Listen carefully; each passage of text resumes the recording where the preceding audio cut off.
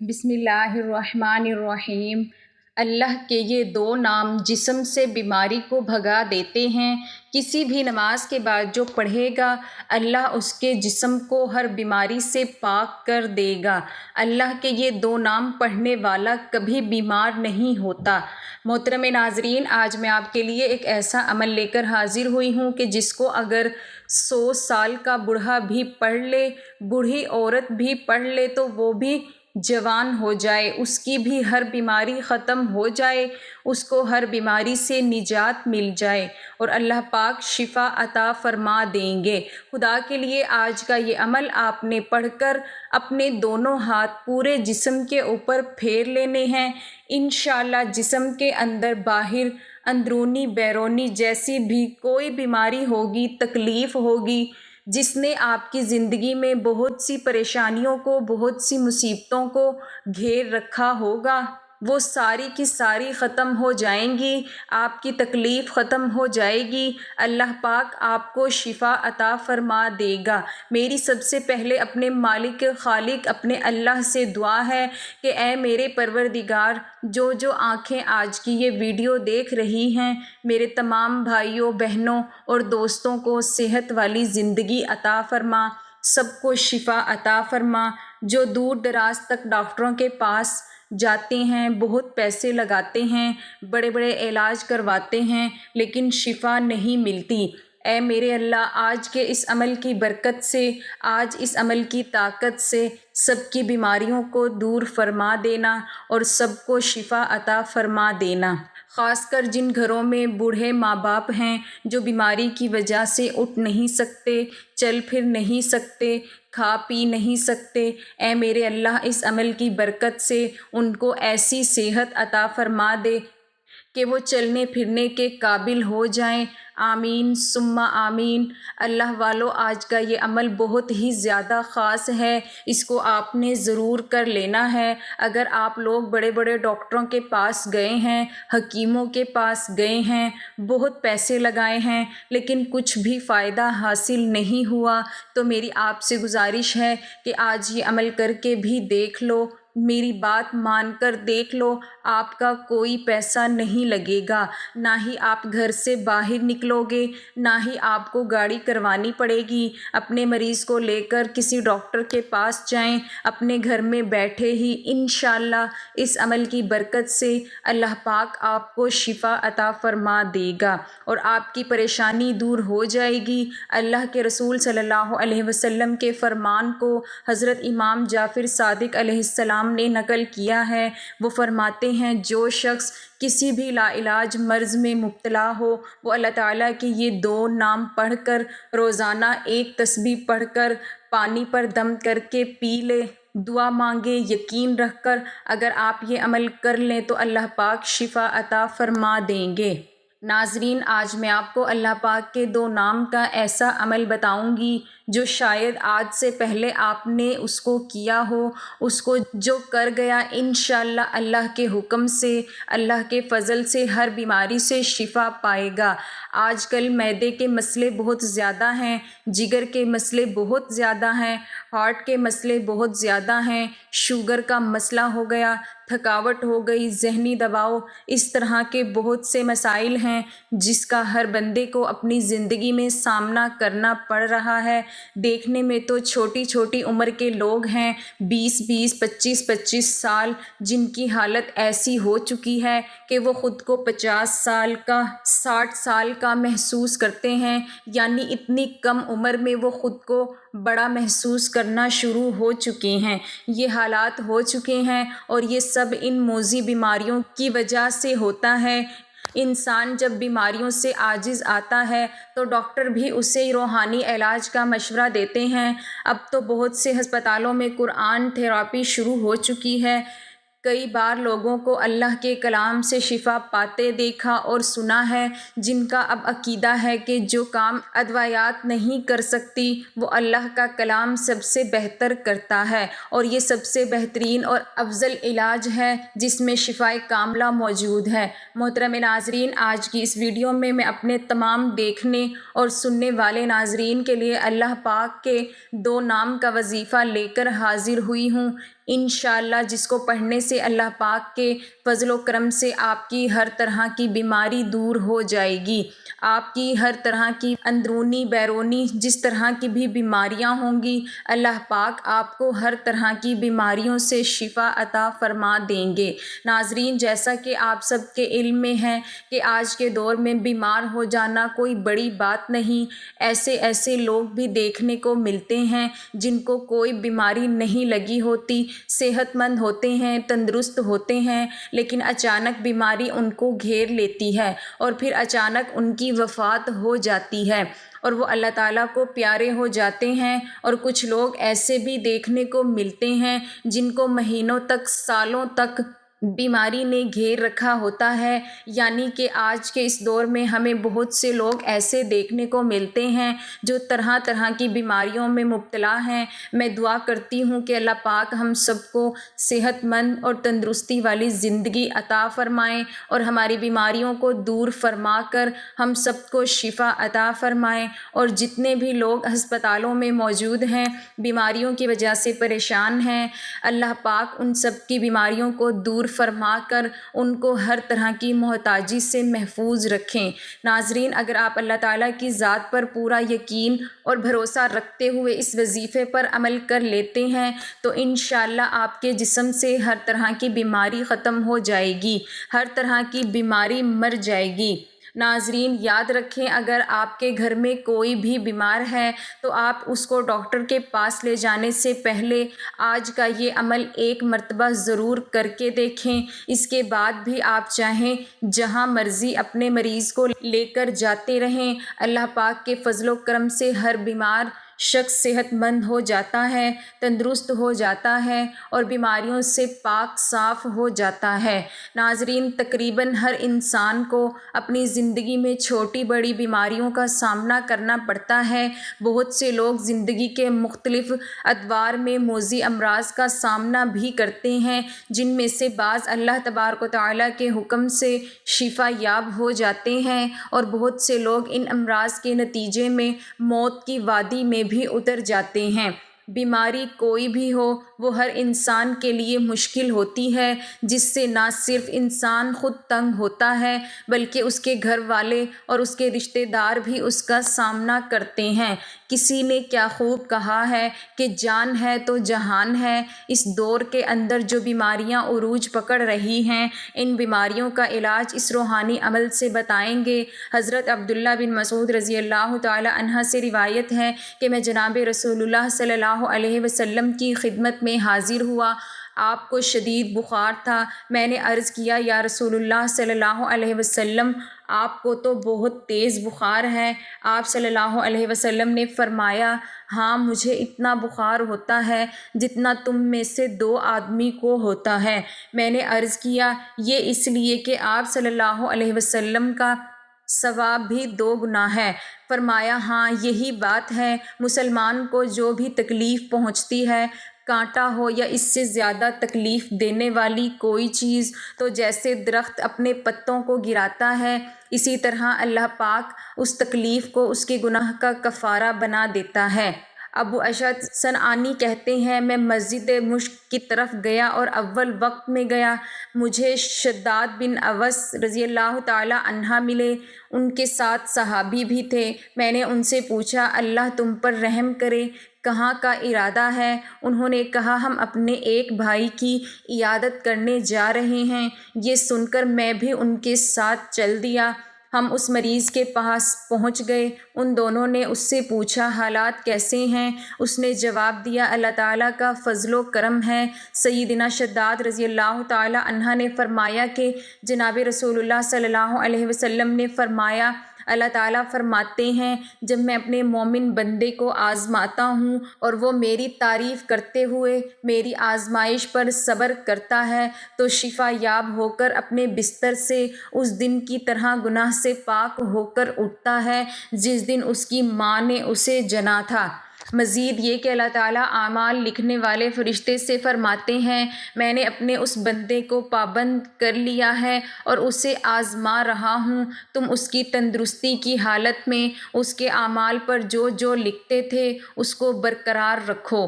ان احادیث سے معلوم ہوتا ہے کہ بیماری سے انسان کے گناہ معاف ہو جاتے ہیں اور اس کے ذریعے انسان کو اللہ تعالیٰ بہت بڑا اجر عطا فرماتے ہیں، بشرطیکہ کہ وہ اس پر صبر کرے، ناشکری اور واویلا نہ کرے۔ مزید یہ کہ اس کے احسانات میں سے ایک احسان یہ بھی ہے کہ بیمار آدمی کو بیماری کی حالت میں ان اعمال جن کو وہ تندرستی کی حالت میں کا اجر کیے بغیر ملتا رہتا ہے۔ کسی بھی قسم کی بیماری ہو اس کا علاج کرنا سنت ہے اور علاج سے کبھی گریز نہیں کرنا چاہیے۔ بحیثیت مسلمان ہمارا ایمان ہے کہ بیماریاں اللہ کی جانب سے امتحان و آزمائش ہیں جن کا علاج و ادویہ سے کرنا چاہیے، تو سنت کے مطابق ان کا روحانی علاج کرنا بھی جائز اور مستحب عمل ہے۔ اللہ کا وعدہ ہے کہ بیماریوں سے شفا بھی اس کی جانب سے ملتی ہے۔ اس کے لیے بندے کو اپنے رب سے ایسے طریقے سے دعا کرنی چاہیے کہ دوا میں تاثیر پیدا ہو جائے۔ بے تحاشا ادویات کھاتے رہنے سے جب کوئی مرض دور نہ ہو تو دیکھا گیا ہے کہ ساتھ روحانی عمل کرنے سے مرض سے جلد افاقہ ہو جاتا اور مرض جڑوں سے غائب بھی ہو جاتا ہے۔ بس بندے کو دعا کا سلیقہ آنا چاہیے، اس کے اندر عاجزی اور اخلاص ہونا چاہیے۔ جو لوگ اس اسم اعظم کو پڑھ کر اور ایک تسبیح مکمل کرنے کے بعد اس کو پانی پر پھونک کر پی لیا کریں تو جہاں ان کو جسمانی عوارض سے نجات ملے گی وہاں باطنی طور پر بھی اس کو سکون ملے گا۔ یہ مرض بے شک دنیاوی الجھنوں پر مشتمل کیوں نہ ہو، ان سے نجات کے لیے بندے کو اللہ پر بھروسہ کرنا چاہیے اور اپنی عبادات و اذکار میں ثابت قدم رہنا چاہیے۔ اسم اعظم کو بطور تسبیح کرنے والے خود کو کبھی اکیلا نہیں سمجھتے، ایک طاقت ان کے ساتھ رواں رہتی ہے۔ یہ مایوسی اور ڈپریشن کا مجرب عمل ہے۔ جن لوگوں میں منفی خیالات پیدا ہونے لگ جائیں ان کے لیے بڑا سود مند عمل ہے۔ ارشاد بانی ہے، اور جو شخص کسی ایک کی جان بچا لے اس نے گویا تمام لوگوں کو زندہ کر دیا۔ قرآن مجید کا ایک وصف یہ بھی ہے، اے لوگو تمہارے پاس تمہارے رب کی طرف سے ایک ایسی چیز آئی ہے جو نصیحت ہے اور دلوں میں جو روگ ہیں ان کے لیے شفا ہے اور رہنمائی کرنے والی ہے اور رحمت ہے ایمان والوں کے لیے۔ حضرت ابراہیم علیہ السلام نے بیماری سے شفا کو رب العزت کی نعمت قرار دیا۔ اس حوالے سے ارشاد ہے، اور جب میں بیمار ہو جاتا ہوں تو وہی مجھے شفا دیتا ہے۔ حضرت عیسیٰ علیہ السلام کے معجزات میں سے ایک معجزہ امراض سے شفا بھی تھا۔ رسول اکرم صلی اللہ علیہ وسلم نے امراض و تکالیف کے حوالے سے علاج و اسباب کو اختیار کرنے پر زور دیا تاکہ مسلمان جسمانی، قلبی اور روحانی طور پر صحت مند رہیں۔ حضرت جابر رضی اللہ تعالی عنہ رسول اللہ صلی اللہ علیہ وسلم سے روایت کرتے ہیں، ہر مرض کی دوا موجود ہے، جب مرض کا علاج ہو جائے تو اللہ کے اذن سے وہ مرض ٹھیک ہو جاتا ہے۔ مسلم اس حدیث میں دو باتوں کی طرف اشارہ کیا گیا ہے کہ امراض کے لیے دوا موجود ہے، اسے استعمال کرو، مگر یقین یہی رکھو کہ شفا تو اللہ ہی کے ہاتھ میں ہے۔ اللہ تعالیٰ نے بڑھاپے کے سوا ہر بیماری کی دوا پیدا کی ہے۔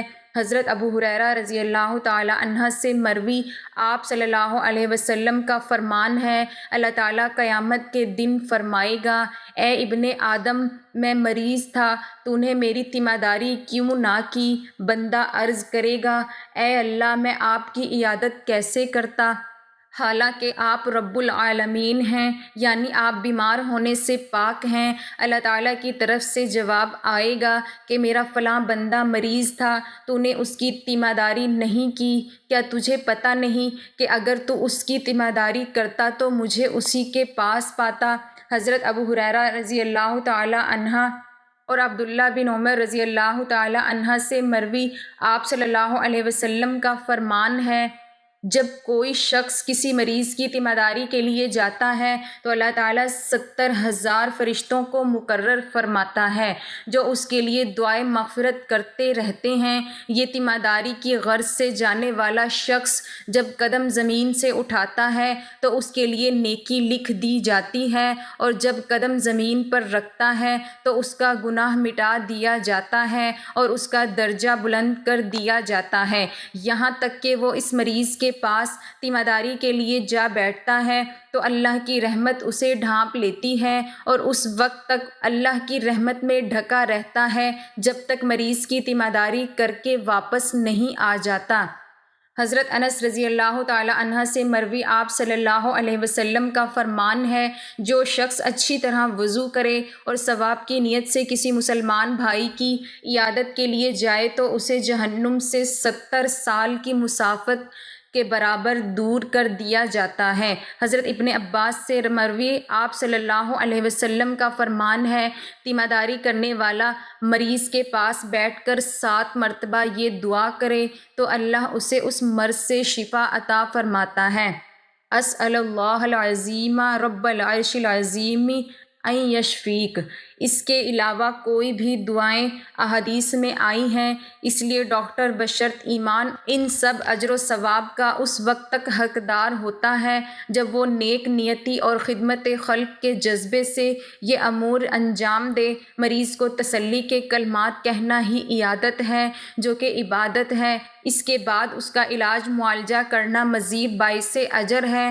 اگر خدا نخواستہ ڈاکٹر مریض سے محض پیسے بٹورنے کے لیے کام کر رہا ہے تو وہ دھندا تو کہلایا جا سکتا ہے، خدمت خلق کا نام دینا ناانصافی ہے، چونکہ یہ انسانیت کی بہت بڑی خدمت ہے اور اسلام انسانیت سے مکمل ہمدردی کا نام ہے، اس لیے شریعت نے اس بارے میں مکمل رہنمائی کی ہے اور ڈاکٹر کی ضرورت، معیار، ذمہ داریاں اور اس کی معاشرتی حیثیت کو اہمیت سے بیان کیا ہے۔ اللہ تعالیٰ نے اس کائنات میں زہر کے ساتھ ساتھ اس کا تریاق بھی پیدا فرمایا ہے اور بیماریوں کے ساتھ ساتھ اس کا علاج بھی۔ رسول اللہ صلی اللہ علیہ وسلم نے ارشاد فرمایا، اللہ تعالیٰ نے بڑھاپے کے سوا ہر بیماری کی دوا پیدا کی ہے، اب یہ انسان کا کام ہے کہ وہ اللہ تعالیٰ کی دی ہوئی عقل اور تجربے کی قوت کو استعمال کرتے ہوئے دواؤں کو دریافت کرے۔ اس کام کو میڈیکل سائنس اور ڈاکٹرز انجام دیتے ہیں، اس لیے اس میں کوئی شبہ نہیں کہ انسانی خدمت کے پہلو سے ان کی خدمات نہایت اہم ہیں۔ بھوکے کو کھانا کھلانا، محتاج کو کپڑے پہنانا، معذور کے کام میں ہاتھ بٹانا اور ضرورت مند کی حاجت پوری کرنا، یہ سب مخلوق کی خدمت ہے، لیکن انسان سب سے زیادہ خدمت کا محتاج اس وقت ہوتا ہے جب وہ مریض ہو۔ بیماری انسان کو اس مقام پر پہنچا دیتی ہے کہ کھانا موجود ہونے کے باوجود وہ کھا نہیں سکتا، ہاتھ پاؤں سلامت ہیں لیکن وہ ایک قدم چل نہیں سکتا اور تیمارداری اور مددگاروں کے رحم و کرم کا محتاج ہو جاتا ہے۔ اس لیے رسول اللہ صلی اللہ علیہ وسلم نے مریض کی عیادت اور تیمارداری کو بے حد اجر کا باعث قرار دیا ہے۔ آپ صلی اللہ علیہ وسلم نے فرمایا، جب تک ایک شخص مریض کی عیادت میں رہتا ہے گویا وہ جنت کے باغ میں ہے۔ اس طرح ڈاکٹر گویا اپنی ڈیوٹی کے پورے وقت اس حدیث کا مصداق ہوتے ہیں۔ رسول اللہ صلی اللہ علیہ وسلم نے ارشاد فرمایا کہ لوگوں میں سب سے بہتر وہ ہے جو لوگوں کو سب سے زیادہ نفع پہنچائے، اور کون ہے جو انسانوں کے لیے ڈاکٹر اور معالج سے بڑھ کر نافع ہو۔ اس طرح گویا حضور صلی اللہ علیہ وسلم کی بارگاہ سے ڈاکٹر کو خیر الناس، بہترین انسان کا ایوارڈ ملا ہے، ان سے بڑھ کر اور کیا اعزاز ہو سکتا ہے۔ واقعہ یہ ہے کہ وہ گروہ انسان کا سب سے بڑا محسن ہے اور اس نسبت سے ان کی توقیر و تکریم معاشرے کا فریضہ ہے۔ بعض دفعہ ایسا ہوتا ہے کہ علاج سے جلدی فائدہ نہیں ہوا یا مریض کی موت واقع ہوئی تو لوگ ڈاکٹر سے الجھ جاتے ہیں اور بعض دفعہ تو اس کی جان کے بھی لالے پڑ جاتے ہیں۔ یہ غیر سنجیدہ طرز عمل ہے، اس لیے کہ علاج تو انسان کے اختیار میں ہے، لیکن صحت و شفا اللہ کی مشیت کے بغیر حاصل نہیں ہوتا۔ جو شخص جس مقام کا حامل ہوتا ہے اسی نسبت سے اس کی ذمہ داریاں بھی ہوتی ہیں، اس لیے ڈاکٹر اور معالج حضرات کو اپنی ذمہ داریوں پر بھی توجہ دینی چاہیے۔ ڈاکٹر کا بنیادی فریضہ یہ ہے کہ وہ اس پیشے میں خدمت کے پہلو کو مقدم رکھے۔ ہم یہ تو نہیں کہہ سکتے کہ وہ مریضوں کا مفت علاج کریں اور اپنے گھر سے دوائیں لا کر کھلا دیں، لیکن یہ ضرور ہے کہ اس پیشے کو محض تجارت اور بزنس نہ بنا دیا جائے اور اجرت کے ساتھ ساتھ اجر کے پہلو کو بھی ملحوظ رکھا جائے۔ اس وقت صورتحال یہ ہے کہ تعلیم اور علاج نے ایک زبردست کاروبار کی صورت اختیار کر لی ہے اور معاشی کشش کی وجہ سے بہت سے ہوٹل اسپتالوں میں تبدیل ہو گئے ہیں۔ ڈاکٹروں کی فیس مریض کے لیے ناقابل برداشت بوجھ بن گئی ہے۔ پھر فیس کے سلسلے میں بھی ایک نئی روایت یہ قائم ہو رہی ہے کہ مریض جتنی بار مشورے کے لیے جائے ہر بار فیس ادا کرے۔ اس طرح بعض اوقات ہر ہفتہ ڈاکٹرز فیس وصول کر لیتے ہیں۔ پھر آمدنی کے بالواسطہ ذرائع بھی پیدا کر لیے ہیں۔ دوائیں لکھی جاتی ہیں اور مخصوص و متعین دکانوں سے دوا خرید کرنے کو کہا جاتا ہے تاکہ ان سے کمیشن مل سکے۔ مریض پر بوجھ ڈالنے اور اپنی جیب بھرنے کے لیے ایسا بھی ہوتا ہے کہ جو دوائیں پہلے لکھی گئی تھیں ابھی وہ ختم بھی نہیں ہوئی کہ دوا تبدیل کر دی جاتی ہے اور اسی فارمولے کی دوسری دوا جس کا نام کمپنی بدل جانے کی وجہ سے بدلا ہوا ہوتا ہے لکھ دی جاتی ہیں۔ بیچارے مریض کو ڈاکٹر صاحب کی اس ہوشیاری کی خبر بھی نہیں ہوتی۔ یہ بھی دیکھا گیا ہے کہ جتنی دوا مطلوب ہے اس سے زیادہ لکھ دی گئی ہے اور چند دنوں میں نسخہ بدل دیا گیا اور زائد دوائیں بیکار ہو گئیں۔ یہ بھی ہوتا ہے کہ نقلی دوائیں یا ایسی دوائیاں جن کی مدت ختم ہو چکی ہے دی جاتی ہیں اور معیاری دوائیوں کی قیمت وصول کی جاتی ہے۔ بے مقصد ٹیسٹ کرائے جاتے ہیں۔ مریض نے اگر کسی دوسرے ڈاکٹر سے ٹیسٹ کرایا ہو تو چاہے وہ رپورٹ دن 2 دن پہلے ہی کی کیوں نہ ہو، لیکن نیا ڈاکٹر پھر سے پورے ٹیسٹ کراتا ہے اور یہ بھی ضروری قرار دیا جاتا ہے کہ ڈاکٹر نے جس پیتھولوجسٹ کا مشورہ لیا ہے اسی کے ہاں ٹیسٹ کرایا جائے۔ ان اقدامات میں مخلصانہ جستجو تحقیق کا جذبہ شاذ و نادر ہی ہوتا ہے۔ اکثر اس کا مقصد زیادہ سے زیادہ کمانا اور اپنی جیب بھرنا ہوتا ہے۔ ایسا بھی ہوتا ہے کہ ایک ڈاکٹر دوسرے ڈاکٹر یا کسی خاص ہاسپٹل کو مریض ریفر کرتا ہے۔ یہ تمام صورتیں اگر مریض کی بھلائی کے جذبے سے ہوں تب تو ان کی افادیت سے انکار نہیں کیا جا سکتا، لیکن افسوس کہ ان سب کا مقصد کمیشن کھانا ہوتا ہے۔ دوائیوں پر کمیشن، ٹیسٹ پر کمیشن، مریض کے بھیجنے پر کمیشن اور جہاں جہاں ممکن ہو وہاں سے کمیشن کا حصول۔ ان کمیشنوں اور ان کی بڑھتی ہوئی شرحوں نے مریض کی کمر توڑ دی ہے اور غریب لوگوں کے لیے اسپتال جانے کا تصور بھی ایک بوجھ ہوتا جا رہا ہے۔ یہ کمیشن فقہی اعتبار سے رشوت ہے، اس کا لینا حرام ہے اور اس میں واسطہ بننا بھی حرام ہے۔ یاد رکھیے، اسلام میں جہاں حقوق اللہ کی اہمیت ہے وہیں حقوق العباد کو بنیادی اور دوہری اہمیت دی گئی ہے۔ حقوق العباد میں خدمت خلق بنیادی اہمیت کا حامل شعبہ ہے اور خدمت خلق کے شعبے میں بیمار اور مریض افراد کا علاج، معالجہ اور ان کی خدمت ایک عظیم نیکی ہے۔ اگر ڈاکٹر حضرات اپنے اس پیشے میں اخلاص و ایثار کا مظاہرہ کرتے ہوئے اپنی ذمہ داری پوری کریں تو بلا شبہ یہ انسان کی خدمت اور ایک عظیم نیکی ہوگی۔ ناظرین، آپ نے 111 مرتبہ یا اللہ یا سلاموں کو پڑھ کر مریض کے اوپر دم کرنا ہے۔ انشاءاللہ اللہ پاک کے فضل و کرم سے جیسے جیسے آپ یہ عمل کرنا شروع کریں گے مریض کی بیماری کم ہونا شروع ہو جائے گی، اس کی تکلیف کم ہو جائے گی اور اس کے جسم سے بیماری ختم ہو جائے گی۔ ناظرین، اس عمل کو آپ نے لازمی کر لینا ہے۔ 111 مرتبہ پڑھ کر آپ نے مریض پر دم کرنا ہے۔ انشاءاللہ اللہ پاک شفا عطا فرما دیں گے۔ ناظرین، ہم سب جانتے ہیں کہ صحت اللہ کی بہت بڑی نعمت ہے، لیکن ہر انسان کبھی نہ کبھی کسی نہ کسی مرض یا بیماری میں ضرور مبتلا ہو جاتا ہے، تو ہمیں اللہ پاک سے دعا کرنی چاہیے کہ اللہ پاک ہم سب کی بیماریوں کو دور فرمائیں اور ہم پر اپنا خاص فضل و کرم عطا فرمائیں۔ آمین۔ جزاک اللہ۔